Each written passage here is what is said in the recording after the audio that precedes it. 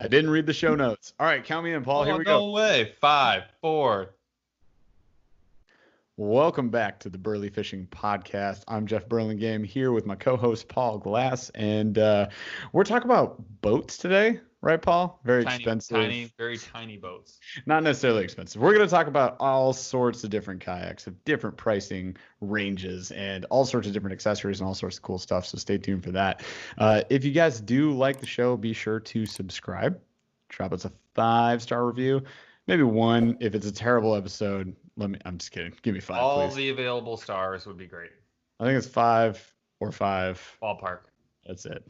Leave us a comment, though. Let us know how we can improve this show, and let us know topics you'd love to hear us talk about. And then you can hit us up on Instagram and Facebook at BurlyFishing. You hit up Paul at Paul_J_Glass on Instagram as well. He's not on Facebook because the government. And what else we got? Oh, a YouTube channel. Go check out BurlyFishing. Let's go, Paul. All right, so episode question of the week. This one, to me, it's been lurking in my mind for a while, and it bubbled up to the surface earlier this week. My wife made some cookies, and she was letting them sit. The cookie dough was just sitting in the refrigerator before she started baking them. I don't know why. It's part of the process, I guess. And you plowed it so there were I was just to cook. I'm hammering cookie dough, and I'm sitting there, and I'm looking out my window, just on my 35th spoonful. I'm like, why exactly do people even bake this shit? Why would you take perfectly good, delicious cookie dough and be like, hey, let's make this less good and more fragile and bake it? What?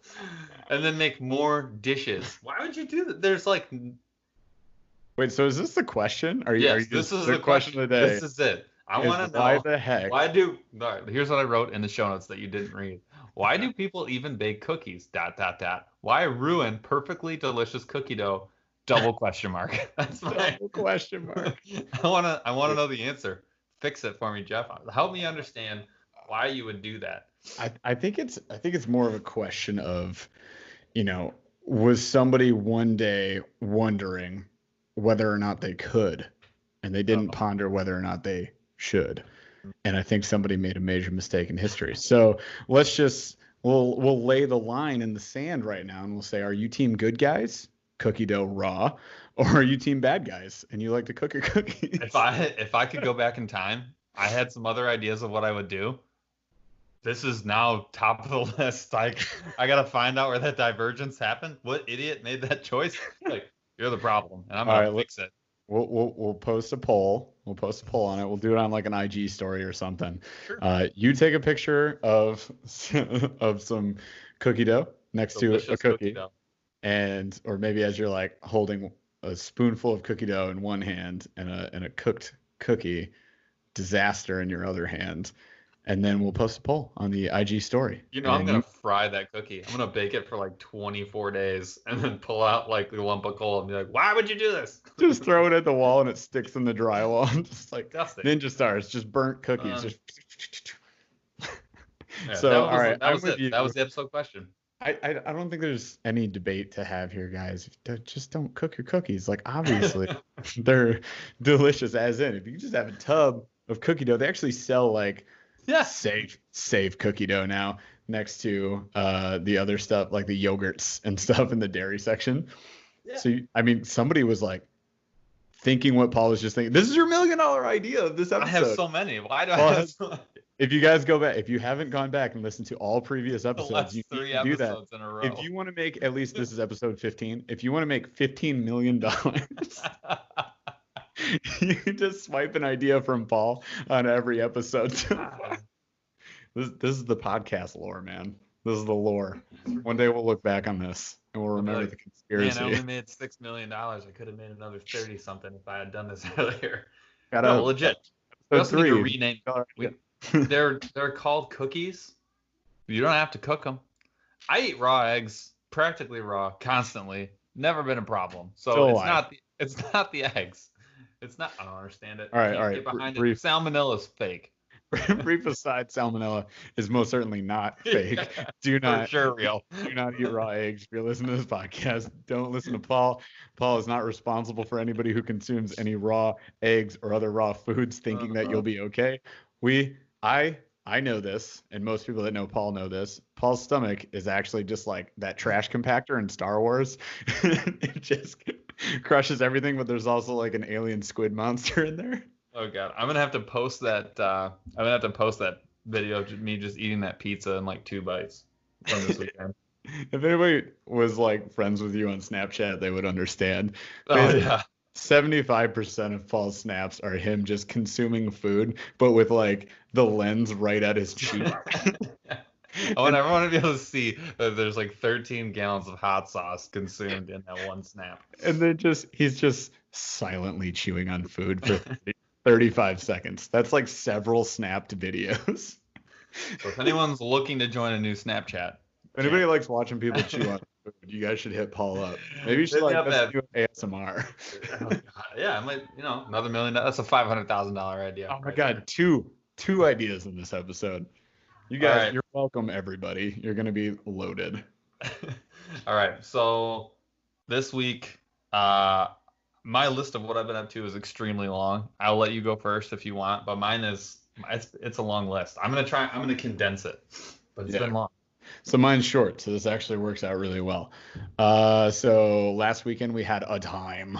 We had a solid freaking day of bass fishing, even though we only caught 3. You had 2, I think, decent sized bass. I had bass today, and also what was that? Did you hear something? Nothing. So okay. Straight up at the end of like a 9-10 hour day, though, we caught like our best bass, both of us, and then we caught a bunch of our best rock bass. And the rock bass have been apparently nuts because I've seen other people posting about that a lot too. Paul caught a perch that turned his 14-foot boat sideways, like a straight up anchor move from Pirates of the Caribbean. It was ridiculous. Just like he just went, he was just trolling, and he caught the world's biggest perch. It was huge. I caught 4 dinky doos, less than 1 pounders on the Lunker Hunt Phantom Spider. It's a hollow body bait. Fish it like a frog. That thing's dope. Like, first of all, I didn't think it was be worth anything, but when it hit the water, like the action with the legs, gnarly. It's like you could fish it open water, fish it over pads, fish it anywhere you want. Like, it crushes. It's so, as an aside, those baits where people like Danny the Duck, I need to get a wall of Danny the Ducks for how many times it gets mentioned. Like I need many of them. It comes up every episode. So I will when it comes to like people, there it is. If you're watching this on YouTube, you can see it. If you're not, he's squeezing Danny the Duck right in front of the camera. The thing about all these baits, right? It doesn't actually matter what it is. Like, people like look at the bat and they're like, that's dumb. Oh, no fish would eat a bat. Like, no fish knows that that's a bat. That's not the point. It just looks awesome to a fish, and consequently it eats it. Like, if fly fishing, there's like 3 flies that actually looks like anything. And like the fly that has caught the most fish, the woolly bugger, no one even knows what it's imitating. Nobody knows. Whatever they say, they're lies. It's a caterpillar. Sometimes it's a leech. Sometimes it's a bait. Like, no, nobody knows, man. It just looks good. And so, like, this is in the same vein, right? Do you really think that frogs have 2 little hooks for feet that flick up water? Like, no, but like fish eat those constantly. Frogs don't have pom-poms for feet. It's just, it looks good, and so they eat it. And like, dude, that spider, when I dropped it, those legs, every time you pop it, even if you just let it sit, they get this like wicked sweet motion, and it's like moving water. It actually looks super, super good. So tarantula in the water, phenomenal. We're talking about a mindless eating machine, basically. That's bass. Ambush predator, mindless eating machine. It's Paul in fish form. That's largemouth bass, and it just inhales food like Paul does as well. I'm gonna start drenching all my lures in hot sauce. I'm gonna catch everything. Dude, beer Cinco. Everybody's eventually, you guys will understand this. It will happen again. But White Claw Cinco doesn't work. Truly Not Cinco nearly as good. Works worse. Like, it's gotta be just straight like warm Bud Light. That's or trunk hams. Trunk better. hams. Yeah. And you just take that ham straight out of your trunk. you crack it, you take out your bag of Cincos, you pour it into that bag, you shake it up a little bit, you let it fizz over the top, you take one out, you hook it up, you cast it out, you catch bass. That's the Sugan Guad Dude, juice right there. Sugan Quad. Stay tuned. This is what we determined on this trip, that we're gonna start a parody group called the Sugan Quad, and Paul's gonna be Paul Ric Flair, and he's working on that flesh dash. And what am I? Tunker's Levy? I don't actually even know any of those people. It doesn't matter. So we're the Sugan Squad, and we're gonna come out with a new line of baits, guys. So stay tuned. So our first batch of Cincos, the juice. It's gonna be like this amber color, this amber 5-inch thick ass worm, and it's just gonna be like no screw salt, screw every. It's got yeast in it, and it's just drenched in beer. and you won't be able to see the bait in the window because it ruins the hops. Yep. But I promise you, if you dunk that thing, you are gonna catch a freaking donk. I promise you. That's rich. All right. Rest of the week. Oh yeah. So, trip was amazing. Great time. Came home. I have to fix my Boondocks landing gear because I had some jank hardware, which is my fault because I traded in my old Hobie, and you got to kind of leave the Boondocks on because you drilled holes in the boat, so you can't just like take it off, throw a sticker over that and be like, here you go. I mean, you could, but you'd be a horrible person, and I'm not a bad person, so I didn't. So I returned that. I had an extra set because Boondocks is so cool. They sent me like a whole extra set of the landing gear with the newer hardware. And then I actually had somebody who follows the YouTube channel sent me some extra the gussets, the metal gussets. So thank you, Jeff. You're fantastic. Not talking to myself. That's his name's Jeff. Your wife's like, hey, Wade. Wait a second. I'm not gonna say his last name, but he was super cool. Sent me his extra hardware, but I didn't realize that the new gussets that mount that cross bracket required double the bolts, and therefore I didn't have enough. I got some from the hardware, but they're jank as hell, and I had to order them from Boondocks today, so it sucks. That's a hard $50 of bolts and washers. Oh yeah. Well, it had to come, so I wanted just the bolts, but they won't send those, so they have to send like the metal brackets to make sure you're using the right ones so you don't break your boat. So I had to order the brackets, which I already have 4 of, so whatever. But I mean, at the end of the day, like I'm still out $50 as compared to $287. So I mean, you could say they hooked me up still. They did a good job. But yeah, other than that, for the week, I haven't gone fishing yet. I'm going this weekend with my wife. Pretty pumped about it. I'm going to double up on the Hobie. We're going to both go on that. I'm going to put a chair in the back for her and see what happens. She might be swimming. I won't be. I'll be in the front. I'll be fine. Stadium chair. Yeah, that's what I'm thinking. So yeah. I'm gonna get some of our lower ones and throw one of those in there. Maybe I'll just give her the kids chair, you know. Ooh, one of those stadium seats, like the 2 pieces of like foam that fold in half, and then they have like the straps on the side. Just put something over the top of my H crate. That's I don't know. Idea too. Flip the H crate over. I'm only gonna take one bin with me anyways. I love it. That's so awesome. Yeah, that's it, man. I'm still waiting on a bunch of parts for the Hobie. I have no anchor set up right now, so I'm waiting on my power pole battery, and I need my anchor wizard. And then we're gonna rig that up. You guys can see that on the YouTube channel. We're talking about rigging today. Most of what I have to do is about rigging. I know you got a ton of stuff to do about rigging you're gonna hit, and other than that, I've just been working my freaking butt off trying to save businesses around the world. No big deal. I don't wear a cape or anything. But if I did. It's So this week has been busy with work, which sucks. But we did go fishing. I'm actually probably forfeiting fishing this weekend, which is hard to do. But I'm going to I've gotten to a point in my basement 2020 #basement 2020 where I've only got one thing left. So I took all of the stuff that was in my basement, all of it, that was in my garage. Everything in my basement was in my garage. My garage was entirely full, 6 feet high of stuff, like the entire thing.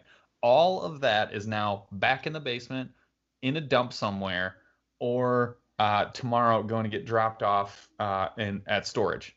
So Nice. all that is cleared out, which means tonight I'll be measuring. I'll be building shelving so I can take like 50% of what's in the basement right now, and I can store it out in the garage. That includes right now I have a whole room for duck decoys, so there's always that. So all that stuff needs to go out and back into the garage, but like organized nicely. So I'm moving my entire workbench, which is a big deal. I'm gonna move like all my fridge and trash and stuff into like a corner, and then I'm gonna make like a whole wall that's gonna be like shelving, and then I'm gonna have a cutout, and it's gonna have a space that is 14.6 maybe, 14 feet 6 inches, and it's probably gonna be about 4 feet high, and that's gonna be large enough for me to fit in a cart, a homemade cart on big old casters that's going to fit a Hobie on the top shelf, my brand new kayak on the top shelf. The second shelf will be completely open for like tools, life vests, tackle, all that kind of stuff, and the bottom shelf will have the 10-foot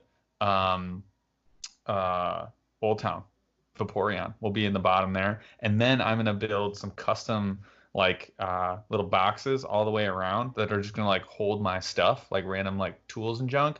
And then I'm going to build like a big wooden bin on the 10-footer because I'm still going to have like 3.5 feet that I'm not using. So I'm going to build a big wooden bin with like a top on it.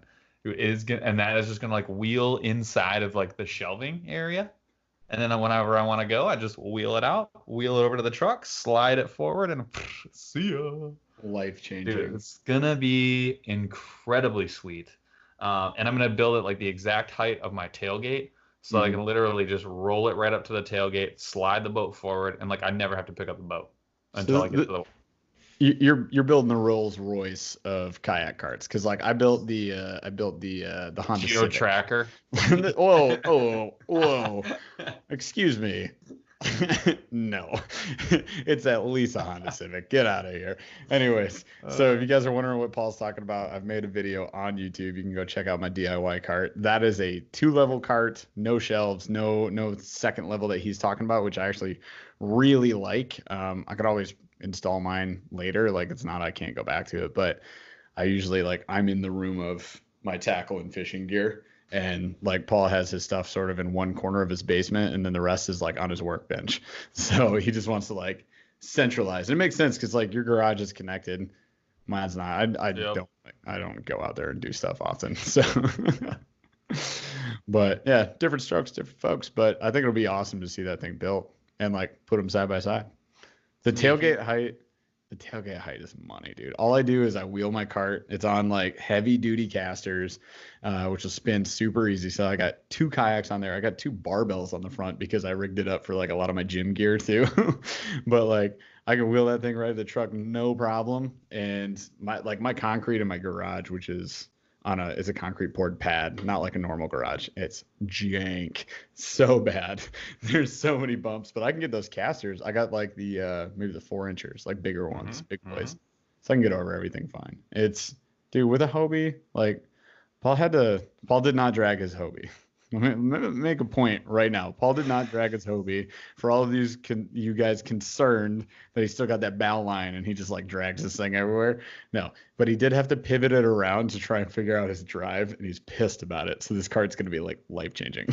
So upset. Yeah, like, this will be huge. There's like 4 scratches on your Hobie. You're just like, why? Taking it back. How's the warranty? Amazing. It's amazing. Yeah. I did get the drive fixed because I know we talked about that last week, so I'm feeling really, really good. I got that thing tuned up. It did shout out to Hobie customer service. I emailed them. They emailed me back, which I totally missed it. And then I got a phone call. The dude who designed the Hobie 360 called me. That's so sick. And was like, "Hey, I heard you had a problem," and like talked to me for like I made this. Talked to me for like 20 minutes. At the end of the day, he basically told me I was stupid and that I like didn't know what I was doing, but he was so nice about it that I was like, he didn't say you're stupid. No, not at all. He was amazing. He was like, I'm not gonna go through the whole thing, but he like totally like he knew right off the get-go that it was like user error He's like, you are the user. You were the problem. But he Like was you so put. nice about it, and he walked me through all the things that I wanted to talk about, Yep. listened, and like assumed I did things right. He wasn't like the Comcast guy who's like, "Co- please unplug your machine for 10 seconds and then like, Oh my God. literally count while I sit on here." No, it This just lady doesn't know anything. yeah, no, just unbelievable. And to get that dude on the phone like that was just that was awesome. So huge shout out to Hobie customer service.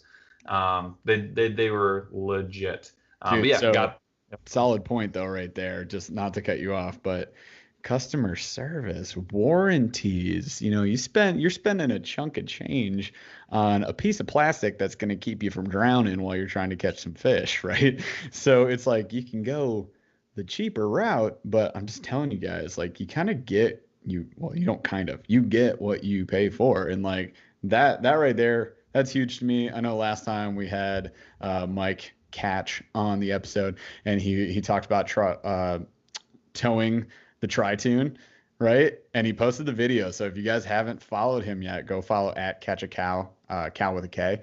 And he freaking posted it, man. He so towed a sweet. gosh dang Tri-Tune with a Hobie, the 180 drive, the older one with his Yeah, his old Hobie 14, the Pro Angler 14. Like what?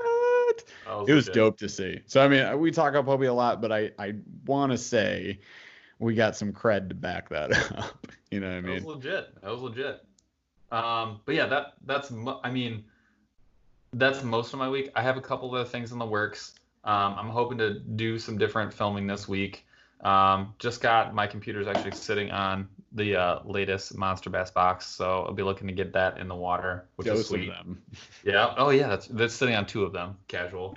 Um, but yeah, it was actually a pretty big like it doesn't sound like much now that I'm saying it. I Dude, guess my I life have. was jammed. I do have mine, so I could show it. Hashtag Monster Bass. Shout It's out just for it. not open. No, Um, because whenever I do unboxings, like I was telling you before you started, Live. I love to do the unboxing completely live. So if you guys watch my unboxings, which casual plug Monday, you'll be getting a MTB Mystery Tackle Box Elite box versus the Monster Bass Regional box for the Midwest region. So go check it out, BurlyFishing YouTube channel. And I just want to say, those are all blind goats. Like I don't look through it beforehand. I don't watch anybody else's unboxings because there's like a few that get them before I do, but like I want to be surprised. And I also want to put myself on the spot to try and say like this is what this is and here's how I'm going to fish it. Just like Cuz the I podcast. Yeah, because I think it's like it's better, it's raw, it's fun. But sometimes, guys, that means I'm gonna make a mistake.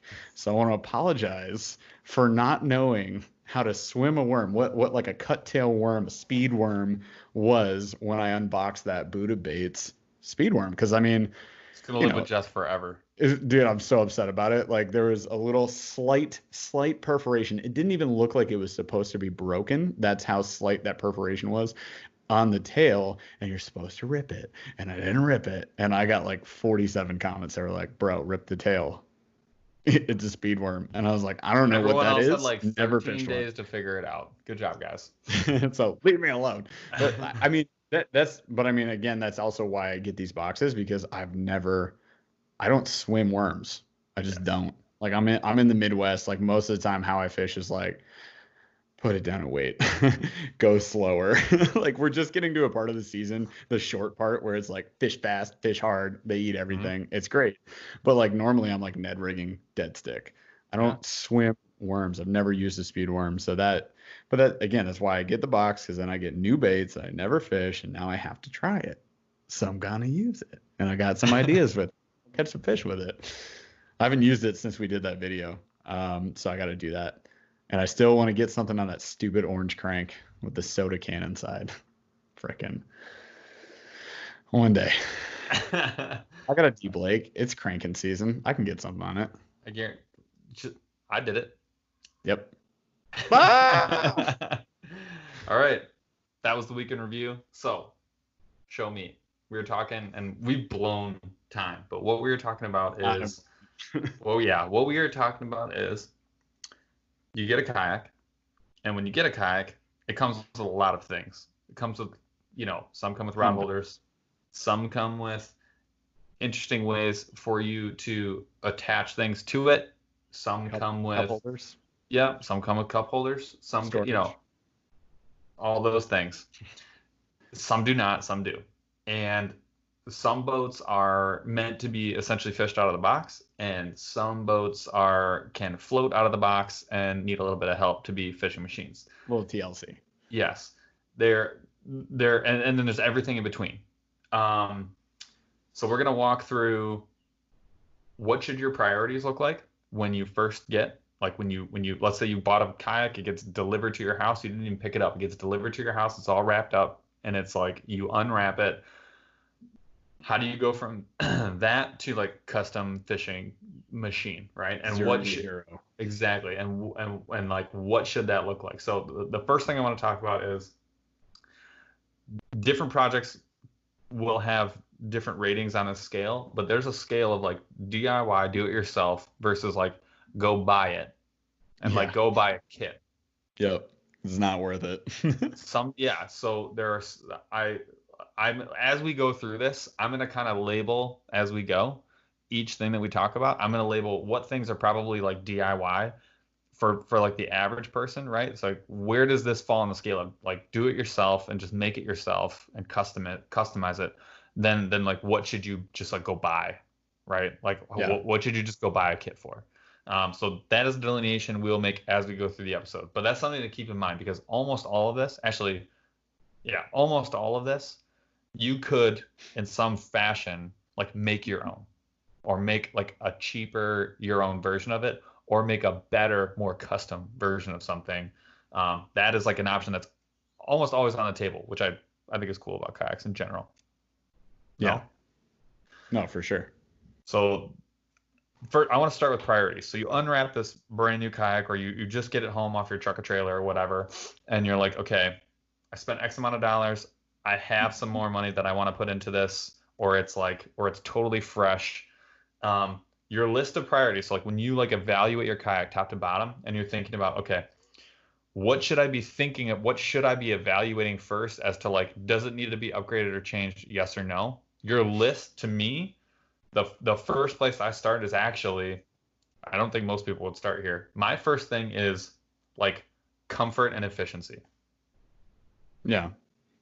I mean, you're going to be fishing out of this thing potentially all day. Like we've done really long days. So I know there's more we're going to go into with this, but to me, it's like the difference between my first kayak, which is a molded plastic seat built into a sit-in kayak, to the Predator, which was like great seat. Mine was just beat to heck because I got a really used one that was sitting outside most of the year, most of the time, to that Hobie Pro Angler seat, which is arguably the best seat on the market.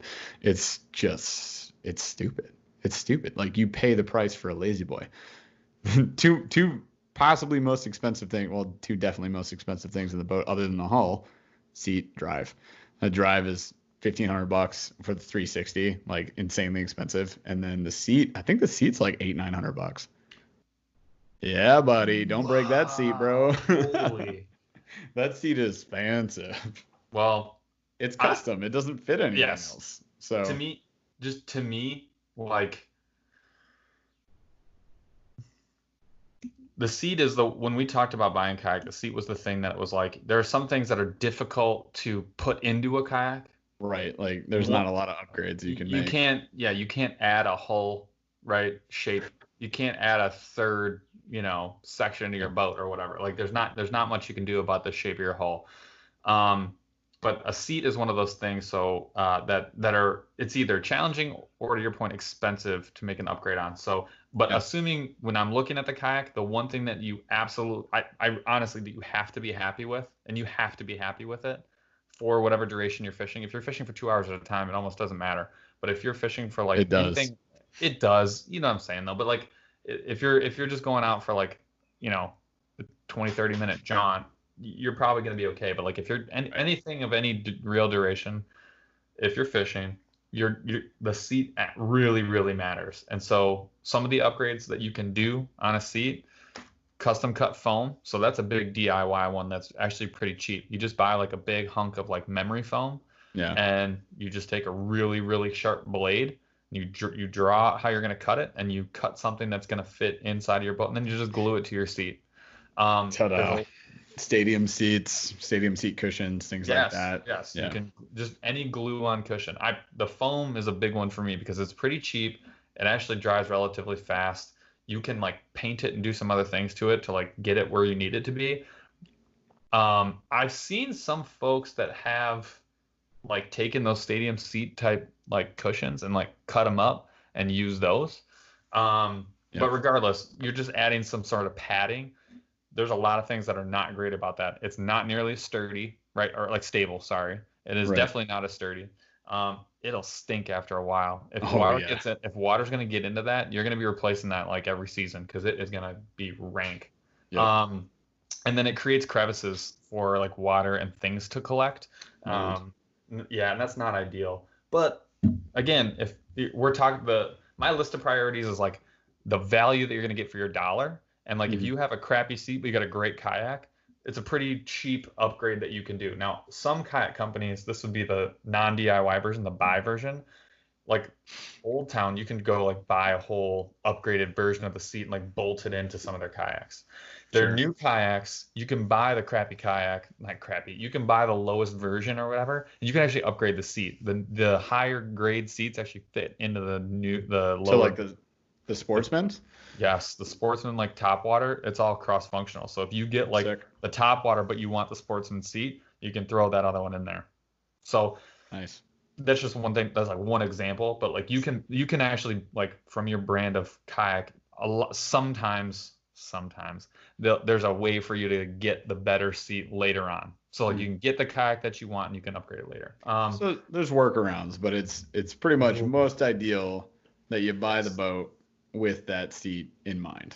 Yep. But that's the first thing I'm looking at because for the dollar, what you get, comfort to be able to stay out on the water for a longer period of time, totally worth the money. So that's like the first thing I'm looking at is the seat. Yeah. The next thing that I'm looking at, again, this is like highest value like per dollar. A paddle clip is like $7, $8, $10 or whatever. If you're paddling. If you're paddling, a lot of people are, or even an emergency paddle. Getting your paddle where you want it, and or your fishing rods where you want them is a low cost upgrade that is totally worth it. So you can go the DIY route and like tap a hole in your kayak and drop one of those drop-in rod holders if you got like a sit inside especially. There's always the Railblaza Yak Attack route, which are like you just bolt on some tracks and then you buy an accessory and it just clips right in and you can move them around whenever and however you want. Those are like right in the middle of like DIY/buy versions. Those are all like less than $50. It's like minor holes. I mean, you're talking like when we talk to installs, it's going to be either it's built in, you stick it or glue it on, you drill minor holes or rivets, and then like the worst is you have to drill a 1-inch plus hole in the hull of your boat, which is the only plastic keeping you from sinking underneath the water. That being said, though, that's the next place I'm looking. Right, so paddle clips. If you need a place to store net, or if you need rod holders, those are very inexpensive, and that to me that fits right into like the comfort. The next thing that I'm looking at is safety gear.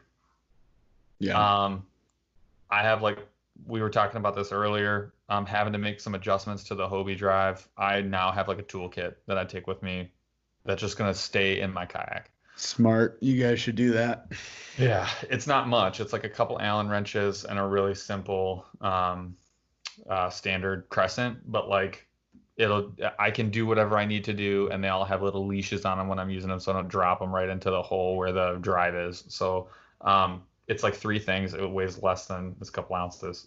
Dude, but you got to post that fish release, the drive release. I put that on your video clip that I shared with you. Oh, you did? Yeah, it's in the drive. Oh, the one where I threw it through the hole? Yeah. That's right. Paul legit did a through hull release of a fish. He pulled the 360 drive out. It fell behind the 360, and there's like the most tiny gap, and it was just like face down in there. And he just pulled the drive and it slipped out. It was amazing. I'll do it slow mo. It'll be great. Yes. But yeah, so that whole, and then like I would also say like getting either smaller tackle boxes or finding like a tackle storage solution, pretty inexpensive. Dude, tackle storage is such a huge topic. Like In I've done it. kayaks. Yeah, well, in general, like I did a Yeah, video just yeah. on tackle boxes and that Mhm. got freaking tons of views. But I don't think we've done a video on storage. I just did an H crate video, but we got to do like where we put everything in the boat. Especially now that Paul and I both have the exact same boat, it's going to be very similar. I usually copy him, but then basically what we do is we're just going to show like where we use a crate. I put boxes in like the H-roll bin, the big one. So I got like two 3700s in there. You got plastics under the seat because again, huge perk to the seats that we have or the Sportsman's would have or the Predators and like upright seats, or like Feel Free and other, kayak brands like that. You know, you're Bonafide. yeah, bona fide. Like you're gonna have a gap under the seat, ideally, which will fit anywhere from maybe just one or two tackle boxes stacked to yeah or more. Yeah, well in the Hobie it's pretty huge, and then I have like a big, gigantic plastic tub. Like this is under my seat at all times, and I'm not sitting on it. I still have room to spare. So, yeah, storage is huge, man. Storage game is.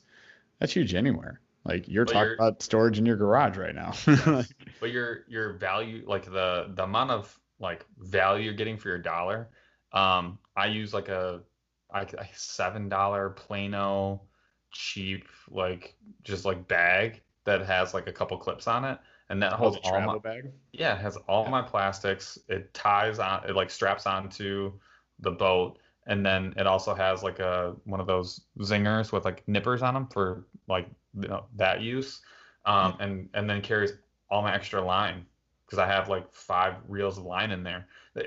But like that's something where for like less than 20 or $30, you're getting a like the value return, the rate of return on that is like really high because it's making your life so much easier. Yeah. Yeah. Like tackle bags or tackle crates too. So I mean, you've Yeah, got all of it. the Whether you're kayak sitting crate. outside or sitting, yeah. Yeah. Which starts really cheap because you can just get the milk crate. You just start with Yes. that, and you can drill on rod holders. I had one that's jerry rigged with like three holders. I just bought single, or you can get like a 3-pack rod holder from any store. Like I think I got some from Walmart, and Yeah. just like drilled the box, bolted it on. There you go. You got all that storage. Yep. Your standard options for a kayak, a new kayak, if whether you want to go cheap or expensive, there's a lot of different routes, but some sort of box or crate that sits behind your seat if you're gonna sit on top. Yep. That will hold multiple tackle boxes, like your rain gear, extra, lures that'll hold to Jeff's point, your rod holders, net, almost all that stuff can be bolted onto the sides of it, and you can strap that to your kayak and know it's not going to go anywhere. That is anywhere from like the top end being like $100+ down to like $5 or $6 for some sort of crate that you can fit back there. Yak Tech has a great crate kit. It's the black uh, pack. Yes, that's the advanced one, but they have the cheaper one too. Yeah. And then Hobie has the H crate, which has the rails and a bunch of other stuff. But that is like the sit on top kind of king option. That's pretty much what everybody uses. All the kayaks are really based to take a milk crate size Hmm. box and put them back there. And then if you're gonna sit inside, one little bag sitting behind your Bag. seat, Yeah. it's literally not even in your way. You can get them Or waterproof. yeah, Yeah. or between your legs. Like I used to just take to your waterproof point you were just about to make. Like I have a waterproof bag we use for fly fishing. You have the same one, like the fish pond or whatever. Mhm. And we'll throw like two, three, 3600, like Plano 3600 size boxes in there, and maybe some extra line and a tool, and then throw that in the cockpit of the sit inside, like up in front of you. Mhm. And it's not in the way. I mean, your legs are kind of like And a on net. this. Yeah, in a net, which, if you can get like molded rod holders or add on a rod holder like the net. I mean, for my mainstream, I just throw it in that back hatch. Like it's just behind me. Mhm. The back hatch like seals, but I don't ever close it or do anything with it. Just leave the net behind me. Which mounting Also with that, if we're talking storage here and setup, like throwing just those little tie downs, deck loops, they call deck loops, right? Yeah, so those are like little, you're talking having shot cord, like heavy duty water, like Strapping everything down is what I'm yeah, talking about. yeah, heavy duty elastic bands basically, that are attached to the kayak in like either a Z or a square shape, or an X shape, allows you to strap down a ton of stuff. That is like a shot cord, 50 feet, probably run you 15, $20 on Amazon with like 2-day delivery. And Right. those little half moon clips that you like Yep. screw into your kayak, They're which like I've free. done a tons of time. You get packs of 50 for like 5, $6. Yeah. Well, all right. So the shot cord is a great point for like you sit on tops, in that back section where you got your In the crate that you can front. throw, and maybe over the front if you have a front hatch. But yeah, you can throw like the deck loops and then shot cord across, and you can bungee stuff everywhere. But also like those deck loops are great just to put. I have a ton on that my sit inside mainstream, just all over to clip carabiners and lanyards too. So Mhm. I'm talking like rod leashes, net leashes, because I mean you know, you guys know sometimes you lose stuff when you go out on the water and it's not so fun. But if your stuff is like strapped to your boat, even if you flip your boat, you can right it, drag it to shore. All that stuff's kind of like being pulled behind you. So for me personally, like a lot of the storage concept to me comes down to will my stuff stay in my boat? So like the reason I have the H crate is because it's got those shock cord attachments for the rods, which is super secure, and it straps to the back of the boat, and it has that zip up rain fly so that all my tackle stays in, and it holds like a heavy weight. So even if the boat rolls, which unless I hit the ocean, I feel like is really hard to do. Um, but like even if it rolls, none of that stuff is gone. The rods might break if I'm in shallow water, and that sucks. But I mean, like things are attached for most circumstances. That means your stuff stays with you, which is important. For sure. So that's like, that would be my, like, those would be the number one thing. So like seat, Are we talking your about PFDs? You said safety, and we totally went back to PFD. storage. I'm not storing a PFD. I'm wearing a PFD at all times. That's what I mean. I'm assuming you have, okay, so I'm assuming you have a PFD and you're going to wear it. If you own a kayak, I'm Please, not going to say anything to like a boat owner, but if you own a kayak, but also smart if you're a boat owner. you should always wear a PFD.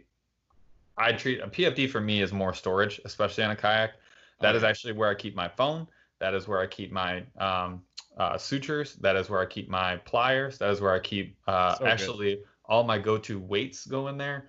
I keep a lot of things in my knife is in, like, that's where I keep all, like, most of my stuff, like Yeah, my every all time, like what I'm using all the time stuff. Sunglass holder, like it's everything. So I'm assuming you have a PFD. So this is, I'm talking boat only. So yes, the 1A PFD all times, and you're wearing it. You're not storing it. please wear them. I mean, we talked to Mike Catch last week, and he talked about uh, dudes out on the water in like the winter when there's still sheet ice on the water, no PFD. Like Just, if you just flip, you get in there. Guess what? It's cold. Like you're not gonna make it, you're not gonna make it. And so dude. it doesn't even matter. You just Oh yeah, always have like PFD. at all times, like you ain't no nerd. And they make the fishing PFDs are like pretty dope looking. Like I literally don't even think about it. I yeah, don't even, when I'm on the water, I don't even think about it. no brainer. Please do it. That's Yeah, all we're asking. A yeah. So PSA from BurlyFishing. yeah, I am assuming you have one, because you should. So yeah, seat, and then like a general equipment storage. So that would include like your rod holders, however you're going to manage your tackle, whether that's a bag or a crate, or some number of hopefully floatable boxes, and then your net if you use one, and then any safety gear that you have. So that would be rope for any kind of tying your You need boat rope. up, or I carry a standard, like, I don't know, maybe 15 foot or whatever bow line, because it's heavy duty marine rope that I know is going to work and be able to be used to tie it down to things. So Yep. that is always in my boat, and I keep a smaller, like a, I don't know, maybe 20 millimeter, I think it is, paracord with like maybe a 3-foot section with 2 carabiners on either side, for like tying up another boat or tying stuff down or just Partying. emergency. Yeah, whatever it happens That's to the be. party leash. Yeah, and then I do have my like tools. I have that small tool kit as Smart. well. So, but yeah, any safety gear that you feel like you need, right? So that would I would Flags, also lights. flags, lights, rain gear, any of those sorts of things. But yeah, just First aid however kit. your goal should be though that should be like your like if you're doing a pyramid, this is the base of your pyramid. So these are the things that you really need to like be able to fish, and they also don't cost that much, which is why they're on the bottom, right? It's the foundation of like you having a comfortable, safe day on the water where you know you're going to be able to go out, you're going to be able to return, and you're going to be able to like quickly and efficiently like catch fish, change lures, and release fish, just in general. Oh. So yeah. Bug spray, sunscreen. Sure. Yeah. Whatever's in your safety gear. For me, that's Wait, like are we going through like, what? I'm not going through what's in the. We already did it. We already actually did a what's in the boat episode. Oh, did we? Yeah, we did. We did. Not like a full episode. It was mentioned. Uh, It was like well, we I did a think whole episode. series Yeah. of like this or this goes in your boat, but I don't think that we fully fleshed out like, hey, open that cargo hatch on that 14. What's in there, bro? Good. All right, prove me wrong. People, review the episodes. That's what I was about to say. Roll the footage. That would be a whole other episode. That would be a good one. We could definitely do that, and we could do it with a new boat too. But Yeah. that's the foundation. So that's like number one. I would call that comfort and efficiency. Like I said, that gets you on the water safely, gets you off the water safely, and then also is allowing you to be like comfortable and efficient, so you can like stay out as long as you can hold out. My number two actually, it falls in the same category, but I feel it's a different category because it could be a lot or a little bit more money, and definitely could be a little bit more DIY if you want it to be. My number two is actually anchor setup. Yeah, I think that's huge. If you have gone kayak fishing, you understand wind and current and how much of a pain in your freaking neck they are when you're trying to have a good time. There's nothing more frustrating on all fronts than wind. Wind, if to a kayak fisherman, is the kryptonite. Yeah, your rods. That's Paul whistling. But that's what happens. Like if you have your rods up behind you, it's just this whistling in your ears, and it's Wind going through the guides. Oh, it drives me freaking nuts. But at the same time, like it's also pushing your boat all over the place. If you guys have a stand on top kayak, like a stand up, like if you've ever gone stand up paddle boarding or you do a stand up kayak or a sit on top at the very least, like you are basically now a mainsail. And when you stand up, that wind hits you and your boat just goes like I joke about it all the time on the channel when I do fishing stuff. I'm like, cool, I'm a sailboat now. And yeah, and then current, same thing. You don't have the same advantage that a John boat, a bass boat, or anything like that with a trolling motor or something has, because they can fight that current better than you can. They have more thrust, and you cannot get there even with the best of pedal and paddle kayaks. It's rough sometimes. We've fought the Grand River many a time. Sometimes the Grand wins. It's tough. So you got to be able to manage that. And yeah, anchoring is so important. I've invested a lot into anchoring. That's why it's my number two, because I think the biggest thing that you fight with a new kayak, right now, most kayaks, I venture to say almost all, do not come with an anchoring system. No, none do. I don't know any. I don't think I know any that do. Now that you can get the Hobie with a trolley anchor mounted on it. Well, yeah, I mean, and to that point, you can mount a trolley anchor on any kayak. Well, I know. I'm just saying what comes with an anchor is like almost no kayak. Right. And I mean, if you guys ever use a trolley anchor, like it's amazing versus a standard tie down, but there's like progressive levels of anchor efficiency and like prowess here that we're talking about. Like the bottom is no anchor. So that's what I want to go through. So like you're almost always your boat is like not going to come with an anchor. And so that's why it's my number two, is because it allows you to fish a spot, man. It allows you to fish effectively against the wind, whether you're on the river or whether you're in still water. And so it's also not that expensive. They can be expensive. So I'm gonna walk through. I'm I'll walk through like what your options are, like bottom to top. Yep. Pro Swede. So absolute bottom would be 0, no anchor system whatsoever. You're either paddling or pedaling, or using your fancy troller motor to like stay on your spot. Riding the waves, bro. Yeah. Just go with the flow. Contrast, we already talked about a little bit, but like you can't paddle and fish at the same time. So efficiently at all. You can pedal and fish, so that is one of the reasons why I actually have a pedal kayak. It's one of the biggest ones. It's unbelievable. But you're still getting blown off your spot a lot of times. Dude, you caught like 10 fish pedaling. Yeah. Paul I think I caught a couple pedaling and trolling, but like you caught like a dozen. And like if you guys, well, you got to post them. Go to Paul's IG and watch this. But he just like in one of them that it's on the clips I sent you. You just go, and I do this all the time, so I'm glad you got it on footage. He just like flicks the bait caster out to the side. Paddle, rock bass. Like, that's so legit. You got to understand, like, that's part of what you're paying for. I know this isn't the pedal versus paddle episode because that's a whole nother story, but just a little side note. Yeah. Salt. So no anchor would be like that's what you're getting with out of the box for the most part. The next, I think the next most standard setup that someone will purchase is a trolley anchor setup. That's probably like what a lot of people go to. A trolley anchor is essentially a line that runs in I'll call it a circle, I guess, an ellipsis. Ellipse. It's an elliptical pattern. Yeah, but it basically it's a line that runs. The length of the kayak. There's two little pulley wheels, one at the front and one at the back of your kayak, and there's a line that runs around both of those wheels, and then there's a little clip point in between them, and that clip point will attach to your anchor line. So you basically have like a brass, typically kind of carabiner that attaches to that little clip. Then your anchor's on the end of whatever you're clipping to that. And so the big advantage of a trolley anchor, one is they're very inexpensive. I think $30 is the Yak Attack trolley anchor, something like that. Comes with everything you need minus the actual anchor. Which are cheap as heck. Yeah, you can grapnel ones. Easy. You're typically going to be at like a 1 to 3 pound grapnel anchor. A lot of people do like to use a mushroom anchor. But like I'm not going to get into all the different types of anchor. But anchor episode coming. Yeah, we can do an anchor episode. That one will definitely get the views. Everyone loves to hear. Everybody loves that. It's the boring stuff that matters. Yeah. So, but yeah, a little grapnel anchor. I have 2 of them. But yeah.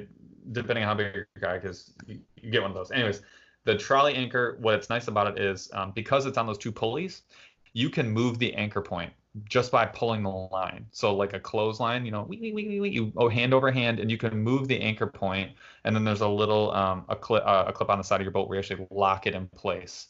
So what you can do is, if the wind is blowing in your face and you want it to be at your back, all you have to do is drop your anchor and move the anchor point, lock it to the back of your boat, and then the wind will turn you, and the wind is now at your back, which is an ideal fishing casting position. 99.9% of the time, though, you're gonna have it at your back. I maybe a dozen times in like 5 or 6 years that I put it in the middle when I wanted to like face the side of the current or the side of the wind, and I can't even think of one time where I anchored it in the front. I will say, though, if you guys are in a sit-inside kayak, anchoring from the middle is actually more ideal to me, because when you can stand up and fish, you can turn. So, like, I find myself usually turn to the side, cranking on my left side is like my favorite side because I'm left-handed reeler. I'm goofy foot. And then, like, if you go to the other side, that's okay too. But like, we don't often cast. We got a 14-foot boat and the cockpit's freaking huge. So like, we don't often just fish straight forward. But like sitting sides, you can't really like rotate. So I kind of think that's ideal with the sitting side, that you're always casting over the bow. Like that's how I always fish it. And I imagine it's really uncomfortable to do any other way. So correct me if I'm wrong, sitting siders. But I think, yeah, if you do a trolley on a sitting side, I'd go sideways all day. Plus like, I don't think I've ever done that. You don't think I've ever done that? No, I don't think I've ever used mine sideways. But I will say. Oh, okay. Yeah, I have on mine. My Vaporeon, so my 10-foot sit inside. Old Town actually comes with an anchor system, and it's like half a trolley. It just rolls off the side. So it's like a little trolley that you can pull to your left, so it's only one little wheel. Hey, there's a kayak that comes with an anchor system. How about that? Oh, dang. Yeah. And it's actually really, really efficient because you just pull all the line and you drop it right behind your seat. And it just like raises up and down. The anchor point only is in the back though. But to me, that's the only place I've ever used it. But regardless, the nice thing about a trolley anchor is it lets you lock it wherever you want. So whatever's working for you. So a lot of like the times when you're going to put it to your side, if you like casting from over the top and that's how you do it, go nuts. You have the ability to do that. If the wind is crazy and you want the anchor point behind you, which is what I think most people are using, you got it. If you want to be backwards and you want to be facing your buddies or doing what the heck ever, fishing for catfish, and you're trying to hit a point that's in front of you, then yeah, you're lock yourself in the front. Go nuts. Inexpensive, really easy to install. The videos are like 15 minutes, and it takes about 20-30 minutes to do it for your first time. It takes 10. Yeah, it's super easy, and requires like almost no tools or anything, like a drill and a screwdriver and some glue. Like it's very simple. Some goop, some marine goop. Your next step up from a trolley anchor would be some sort of winch system. A lot of John boats have a winch system because a lot of John boats end up in the river or mucky areas, and so a winch system just means like some sort of crank, and then your anchor line is off. Like there's like a little another point where it's basically like there's a swivel. There's like a swivel or a chute that's like holding onto your anchor and your anchor line, and it's just going up and down from that point.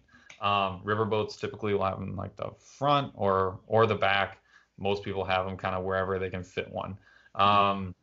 Anchor Wizard is a great example of one of those. Those are like $100. Comes with everything you need, I think, except for the anchor, the actual anchor. So you can like select your own anchor. Big advantages: one, they're heavy duty. Two, there's no manually managing any line. Because you're just using the crank to go up and down. Like manually managing the line can be tough. Neatly coiled, so you don't get the line tangles and knots, and you're trying to throw the anchor over because you hit a hot spot, but like it's tangled around 6 things. It takes a rod over the side. Like, managing your own line is a real pain in the friggin' butt. So yeah, we both. So you already have yours, but we're probably going to end up on the water with them hopefully in 2-3 weeks. So if we do a fishing video, then we'll see them. But yeah, we'll see. Mine's not even in the mail yet. So yeah, still waiting on that Austin kayak. Let's go. Shut up. Then the next step up from that is probably the micro pole, shallow water anchor. Yeah, that I know of. I don't know that there's too much more. So the micro pole is funny, right? Because it's $600 base. Like that gets you the unit. So I have one. So that gets you like the unit. That's it. So that you have the wiring, you have everything you need to connect to everything else that you need. So what you don't see on the surface is it's $600, but then you have to get a battery system to connect to that wire, and then you have to get the pole, which, by the way, really cool. Micropole, if you go to their website, has a $99 rebate, so you can actually buy the pole and get your money back. So the pole's free. So don't worry about the pole. I have the heavy duty 8.5-foot stake, and it's dope. No. I just talked to somebody the other day. I have the 8-foot hollow core. It's like lighter and it floats, which is ideal because I've watched people literally toss the power pole in the water. Like they took it out, because I've had to do this in the river dozens of times, but like you have to take it out sometimes to clear trees and different things like that. So you reach back, you take it out, they set it on the side in like a paddle clip, and it's skinnier and it just falls out, and they're like, dang it. Darn. So it's not fun. The hollow pole that floats. So I'm pretty psyched about that, but you get that for free. So okay, cool. So you're still $600 in, but now if you have a Hobie, you need the adapter plate. If you don't have a Hobie, you need something still. Basically, you have to have a big bracket that this thing can sit on, because it's pull and torque. When that pole goes down and you're dragging, like it is just trying to rip it out of your boat. So you want it to be very secure. So Hobie has an adapter kit. That thing's like $90. Then you got your battery. We ended up going the same route. So we have the Burly Pro Batarang, which is a 8-inch hatch drop-in plate that holds your battery off the bottom of the hull of your boat on the inside, which is freaking dope. And Burly Pro has one that is able to hold 2 batteries, and then we got the FPV power battery, which is a Burly Pro brand as well. But you can hang up to 2 of them, and they sell a 17.5 amp. I don't think they sell the small guy anymore, which I have. So I have like this rare battery. If you guys want to buy it off me for $500 or so, you can do that. So they have a 17.5 amp, which will last you like 2 days. Basically, it's crazy.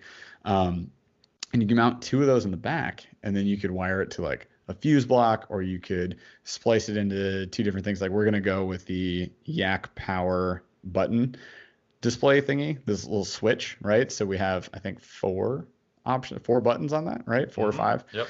So you can rig up 2 batteries to that, and then wire those out to like a GoPro charger, phone charger, your fish finder, your battery, whatever. Pretty solid system. I think that's $100 too.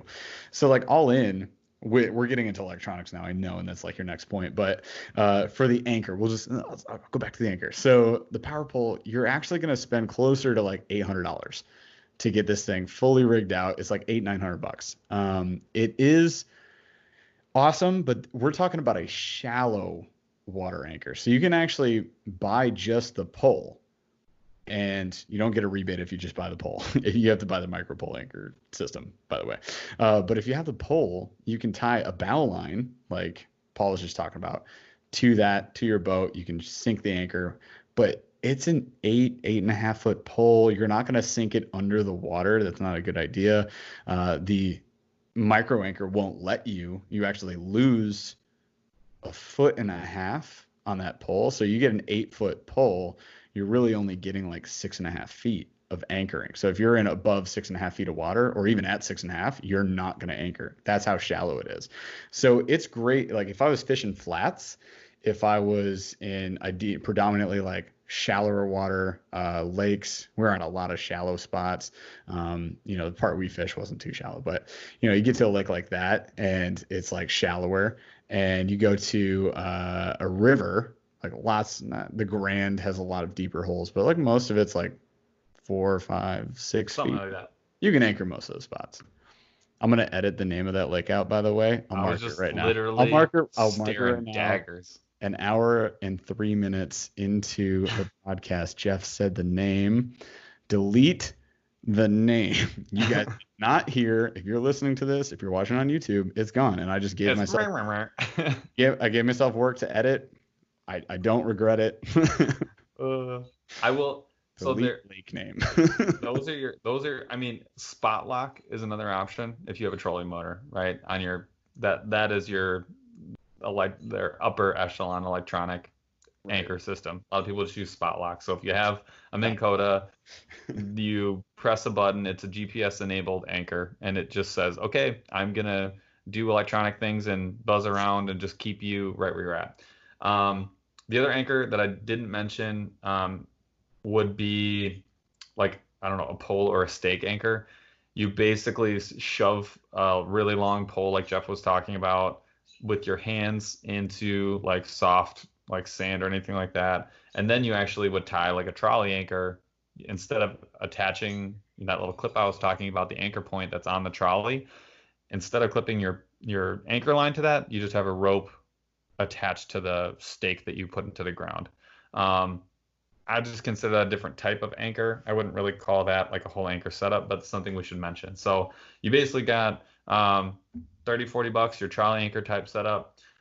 You've got your which is, I wouldn't say DIY. That's definitely a buy. That's a buy the kit, because the kit's solid and it's so inexpensive. I don't even know if you could save money doing it yourself or make it any better. So that's a buy. Yeah, you can't make it. I don't think you can make it better. No, then you've got your crank winch type setup. That's one you might be able to DIY. It's not worth the effort. The kits are pretty inexpensive. They're again about the same I mean, I don't know if you could save any money, and really don't think you could do it any better. Um, and then you've got your micro pole, power pole type, like shallow water electronic anchor system. DIY. Yeah, totally DIY. Just go ahead. It's Out of definitely Legos. yeah. If you're a big Connects guy, that's Yeah, a big, yeah, that's a buy for sure. I will say my last kayak, I had a do-it-yourself anchor that turned into my standard anchor system. I never used my trolley after I installed just like a line hooked to my anchor system and then a cleat, which is what you would like anchor a bow line to, or a paracord, whatever to. Like I had a cleat. I had made some place, a way for the line to run along the side of the kayak and be anchored to the boat.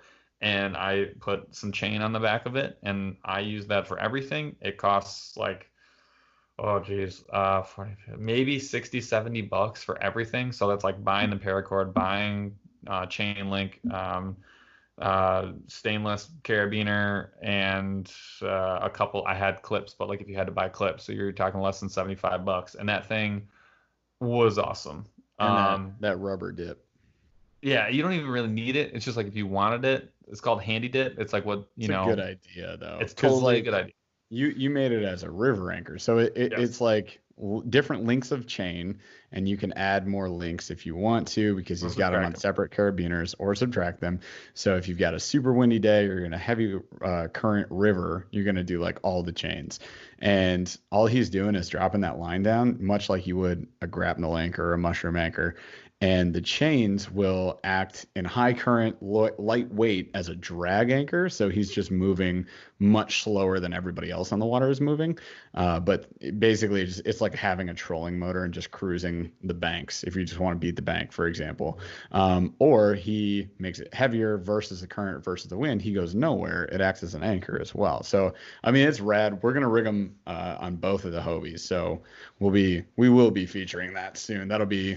This time, though, the upgrade is that the anchor wizard is attached to it. So It's just, not that he struggled too much with having the cleat or anything. The anchor wizard is just like a creature comfort. Like it's just going to be cleaner.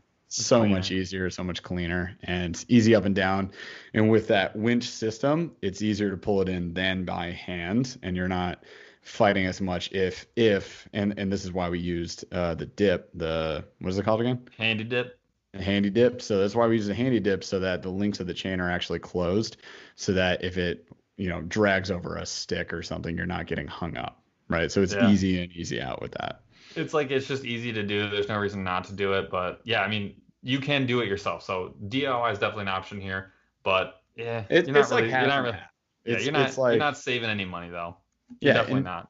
This is a great point as well. An hour and 8 minutes into this recording, that we can tell you guys videos exist for all these things. Paul and I are going to do a bunch of installs. Installs already exist out there. Don't try and reinvent the wheel. Watch like 3 or 4 install videos. This is what I always do. And I try to learn from each one and just go, okay, what could I do better than these ones? And then I'll look at the boat. Paul's doing this right now. And like when I finally get my anchors, I'll figure this out. But look at the boat. Look at the people that have done this in the past. Try to learn from any mistakes they made. Try to see if there's any way I could optimize it, and then do that. And it to me, it's so much fun. I'm sure you agree with me on this. Just rigging a kayak is like one of my favorite things ever. That's why I do a lot of gear on my channel. Like it's so fun. You get to make, like, your kayak is now unique. Nobody has this kayak set up this way, unless you just copy everybody. But like usually you're going to come up with something or some like crazy just amalgamation of everybody else's awesome stuff. You're like, oh, I really like what Christine Fisher did, so I'm going to take like that idea. I like what, Mike Catch did. I'm going to take that idea. And like, we know these people that have Hobie Pro Angler 14s, and we're just like that, don't like that. And if you mash them all together, you get this Frankenstein boat that's yours. And that's what I love so much about this. That's what I love about owning a kayak. I mean, you could do this, to be fair, you can do it with any boat, 100%. I just like it more with a kayak. Like, it's my own little portable space. If you guys awesome. If you're bored and you want to see a sweet version of this, Yak Attack and Torpedo just did a pretty sweet Instagram setup where they just like used unlimited Yak Attack accessories on a brand new John boat with a Torpedo on the back. I was a Yes. little bit jealous. It That's is dope. rad. So that's something to go look for. It's got to be on. I think it's on Yak Attack's Instagram page. Like maybe this last week, I think it was. Totally worth looking up. That was rad. Dude, and that'll give you a good idea of what you can actually do with Yeah. boats. Like you can do literally anything. Like it's just the opportunities are endless. The better the boat you get, the more the opportunities you have to install all these things. Like, you go high end with boats like your Old Towns or your Hobies. To me, I think they're just like it's infinite the things you can do versus like my mainstream sit inside, like I ran out of things I could really do effectively without really jerry rigging that boat. And that's not ideal. I did some pretty cool things with it, but like you can even install rod holders on. I had the trolling rod holder at the front that I just mounted like a Scotty mount to. And so you can do all sorts of cool stuff. You might run out eventually. More square footage definitely helps. Yeah, for sure. Um, so that's number two, anchor. Number three, next above that is definitely I call it like fishing components, but this is like scales, bump boards, like GoPro Oh, cameras, the and tournament setup. like trolling accessories. The reason I have this like as a little bit higher tier is one, like other than like a bump board and a scale, the expense of it is actually pretty high. So I'm talking about GoPro cameras, mounting GoPro cameras in general. Oh my gosh. I'm not, you could do a whole episode on this. I'm not going to, I don't think it's worth No. doing it right now. We're out of time. But what I will say is just with GoPro cameras in general, you have different lengths of poles Yep. that you could select and you can mount them 360 degrees any which way that you can believe. The On any boat. easiest on any boat, on any place, in any way. And the reason that it's so easy is because there's a couple companies out there that have made tracks, and those tracks are very easy and cheap to install. They're very secure, and they can have things clipped on and off of them very easily. So Yeah. examples would be Yak Attack and Railblaza. I think probably the most popular. Ram Scotty, mounts. well, the Ram mount would go into it, but yes, like Ram mount, Scotty, they all are basically allowing you to, with like a couple of screw holes, have a very secure mount into which you can attach in or out anything. So that could be GoPro camera, that could be your trolling rod holders, that could be a drift sock. I mean, like almost Anything. anything. Yeah. And so I'm gonna kind of leave it at that. I will say like while the gear tracks or the Railblaza mounts, they're not that expensive. The accessories kind of get expensive. So like one of the little clips that you would clip something into that actually attaches like to your ram mount or whatever, those can get like $30 to $50 for like a small kit. Not super expensive, but like the No. stuff adds up, right? Cell phone holders like $75 or whatever. Like the Panfish Pro GoPro rod holders like a hundred 120 bucks. bucks or whatever. So Yeah. it definitely adds up, but suffice it to say that almost all of those components can be added to your kayak very easily Yeah. in any way that you see fit. So if you just think like, okay, I've got some space here on my left that's not doing anything, I would like to put a camera there because I feel like it would go well there. Easily mounted, with almost no effort whatsoever. This is what I would call, they have made buying a kit DIY. So I think this is both. There is no reason to try and do this yourself with your own tools because the DIY, these tools are so flexible. It's well worth the money and the security of like just doing it Oh in a yeah. very easy, customizable way. So I'm just like gonna glide over that. But that would be like those are all the reason those are higher though is those are all like creature comforts.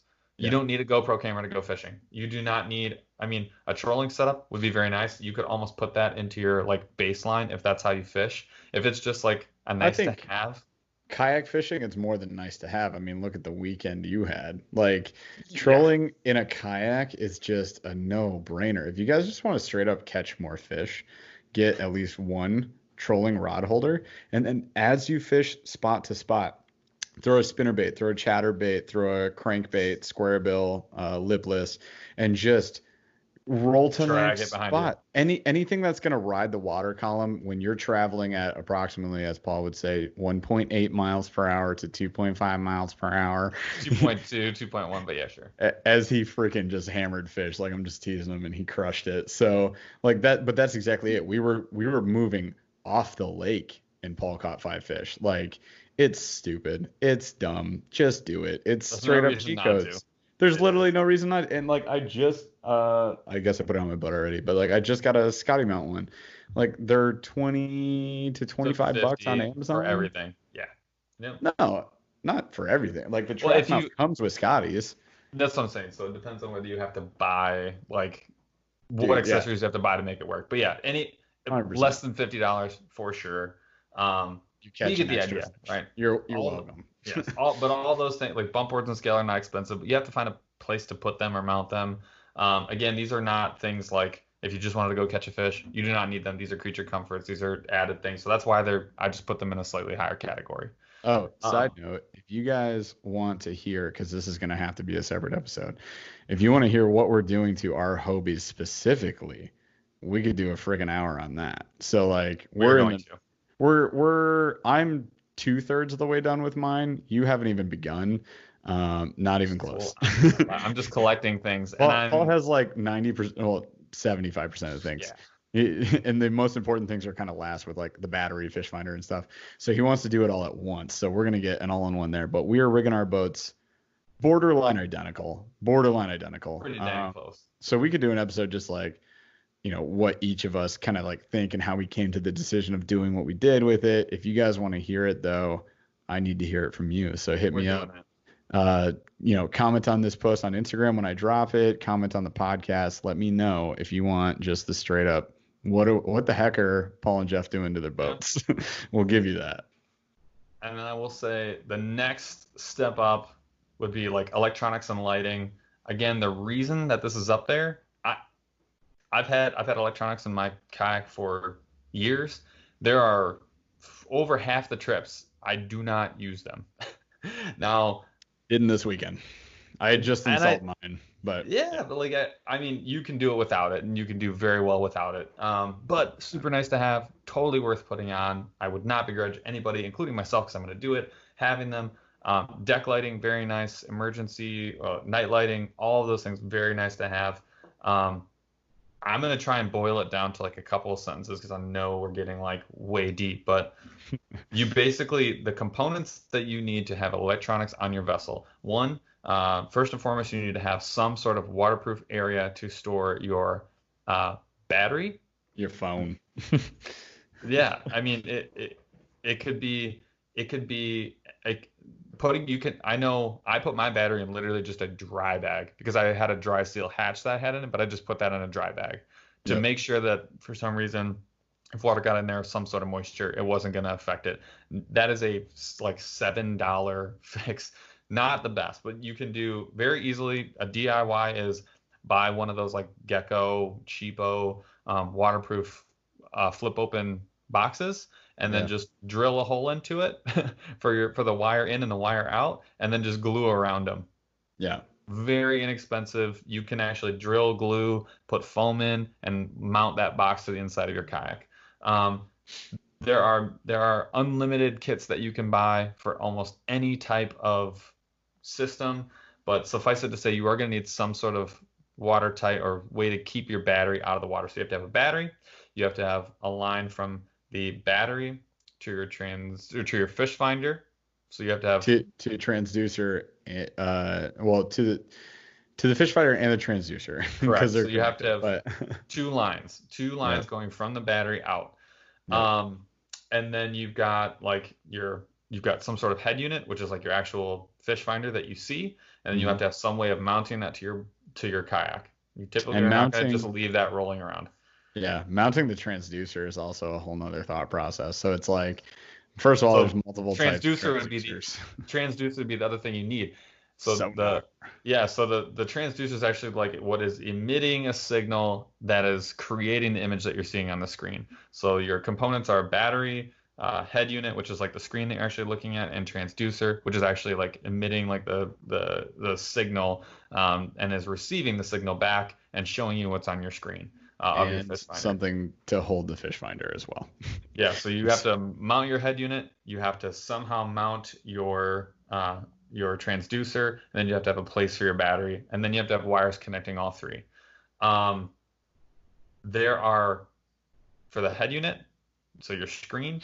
There are unlimited ways to mount those. We just talked about some of them: Railblazer, Yak Attack, Scotty Mount. Ram. Every At Ram, everybody makes one. They're articulating. They are not that expensive. They are very secure. They are highly customizable. If you don't like where it is, as long as you haven't mounted the wires somehow to like the side of your boat, you can pretty much change your mind for an afternoon's worth of work. I would not recommend it. I would be really careful about where you put it. But that being said, Plan. yeah, I would like I am doing right now what I would tell someone to do if they had just bought a very expensive kayak, which is use it for a couple of weeks at least, take it out a bunch of times, get used to the boat, and then while you're out there, start thinking about like, where do I really want my fish finder? Where do I really want XYZ before I buy it and mount it? Yeah, like where you sit, how you cast, and How you're flipping fish over the boat, all that stuff. yeah, like we have the luxury with the Hobie of easily flipping wires from one side to the other. Like it's not hard to do that. In a boat where you're drilling a hole for those wires, you're not going to do that. You're not going to want to do that. Would not recommend it. You're going to want to be really intentional and tactful about how you drill any holes in your kayak, especially for a fish finder. You're not going to want to undo that mistake. Transducer mounts. I don't want to get into all the specifics. I would recommend buying a kit. I would not do this on your own, mess around with it. You want that to be super secure, and you want it to be mounted correctly because if you spent the money on a decent fish finder, it's going to have probably side imaging. If you want to get any sort of side imaging out of a kayak, it needs to be at the bottom of your vessel, and ideally it's actually underneath in the water, and it's the lowest point of your boat. But you can hang it off the back. There's different ways. There's transom mount options. You can hang it over the side. There's lots of kits for that. And then, if you have, higher mid to high range, like sit on top kayaks or stand up kayaks, like you're gonna have some sort of down mount for that. Like I think the Predator had that, like it was like right in the front. It was a middle scupper hole, like an additional scupper hole that you could screw in like a Lowrance or a hummingbird. Yeah, what is that? And then I mean, so it's doable. You're kind of paying for that on the higher end, understand that, but you can always side rig it or back rig it if you don't have that option. You can glue it to the bottom of the inside of your boat. It's got to run the wire over the side, like you're fine. My last kayak, I just bought a Scotty arm that hung over the end, and I just clipped it in and out, and it was super easy, very movable. So if I didn't like the side it was on, or if I didn't like it in the front, which is where I had it, if I want it in the back, you can do it in the back. But if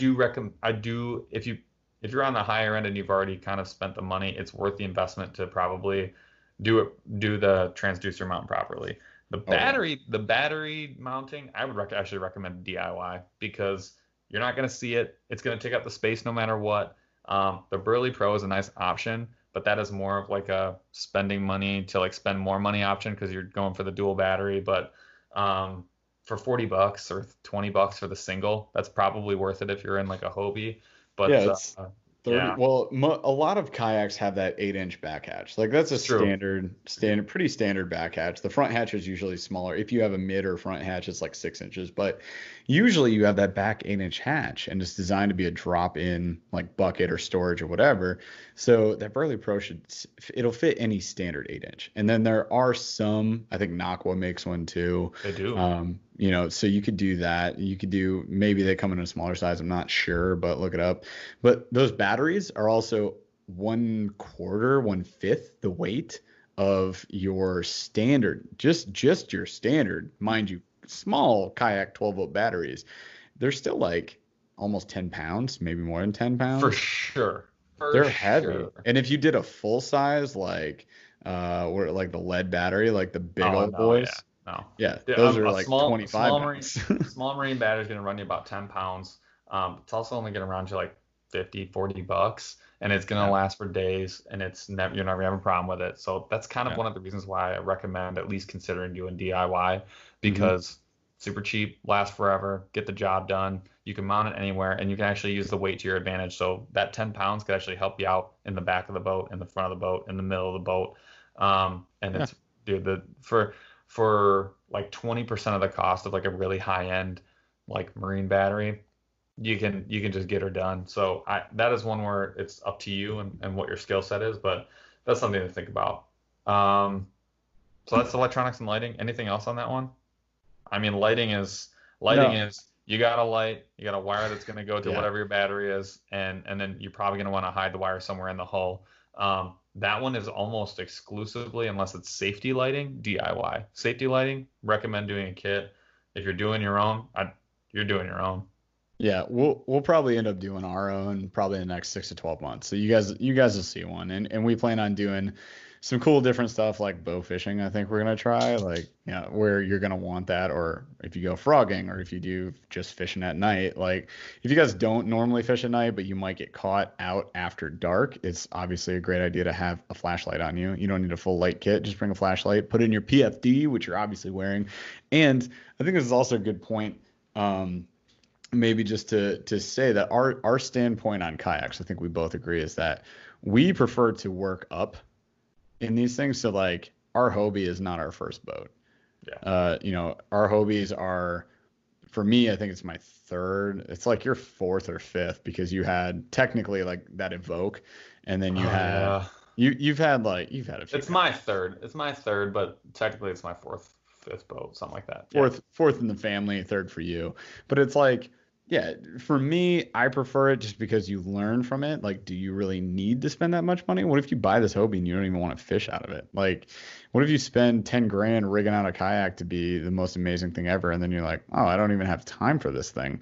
Like, that's not ideal. So to me, and some will argue with this, I guarantee it, because they already have with me on different videos and stuff, but like, well, if you know it's the best, just buy the best. Like, well, not everybody can, and not everybody knows if this is their hobby of choice that they're going to enjoy so much that it's worth it, or if they're going to just regret this purchase 3 months later. So, like, please don't. We're going to say it right now. Like, please don't feel like you have to break the bank to have fun and catch fish, because you can catch fish from the bank, and you can do that for basically free. So we like kayak fishing because it lets us get places that other people really can't, depending on bank or in a bigger boat, and that's why we prefer it. It's the most mobile, easiest thing for us to get around with. That's why we do that, and they're also so DIY. It's insane. But again, you can just get, my first kayak was $100. I bought it from some dude in like Muskegon. I was like, hey, thanks. And it's red, white, and blue. And I love that thing. And I'll never get rid of it, mostly because it's red, white, and blue. But like, I can hit the water anywhere with that thing easy. And I've put no more than $50 more into it with like simple rigged anchor and the trolling rod holder. Like, that's it. There's no electronics on that.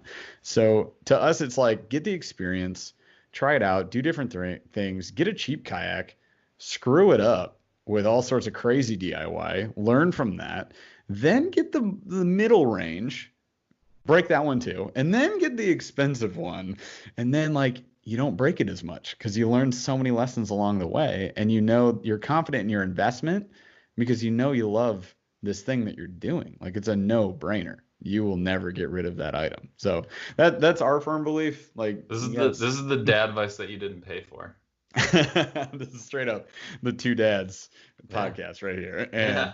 yeah, that's your advice. If you guys are kids, if you're just getting into this, I know there's like a lot of like younger guys getting into fishing that watch my channel. Like, dude, get the cheap kayak. Just do it. There's also nothing like catching a giant bass on like a freaking little like Raft. toothpick sized kayak, and then just like giving the middle finger up to freaking everybody and just being like, too bad, guys. Look what I did. There's nothing like it. Dude, yeah, exactly. So go cheap, learn, then go expensive. That's our For thought. sure. And I will say my last like the top of the pyramid is all like the fine tuning stuff. So this is like buying the last of the Hobie accessories that you wanted but didn't really need. This is cup holders. This is buying expensive tackle boxes to fit whatever it is that you're trying to do. This is like phone storage, right? Like this is like I have like on my last kayak I had little like Velcro patches that I could like put flies on. Oh Yes, yeah. it was cheap, but like no, I didn't need it. Like all of those things that are like nice to have but not needs to have, and some of them can get wicked expensive. Oh yeah. But they're not needed. So it's just like fine tuning your setup. Maybe it's okay, I had like half the boat was Yak Attack, half was Rail Blaza, and I want to have them all in one so I can just like move stuff around as needed, you know, in the little starport or whatever. So like you're swapping out half the boat with, you know, to have all the same attachment brand or whatever. You want it all to be Scotty or whatever. You know, lighting I think could probably go in that category because I don't think deck lighting is like critical, but it is really convenient. It does mean drilling a ton of holes. That basically that boat is yours forever. So that lighting probably goes in the next category up. Yeah. Adding a mount for a trolling motor, right, would be in your next, like if you're doing a DIY trolling motor anchor setup, or not anchor, mount setup, that would be in this category. Torpedo, Yeah, Bixby. whatever. Like Yeah. those are your, that's like your, that all falls into this category. One, because you're a decent to a lot of money doing it. Two, it is going to permanently impact your boat in some way. And three, yes, you're probably going to get a lot. You could get a lot out of it, but you might not get a ton out of it. And so like your value per dollar is like not near. It sounds stupid, but like padding your seat is worth a lot more than getting a trolling motor and mounting it to the side of your boat. When you just get a brand new boat and you're rigging it for the first time.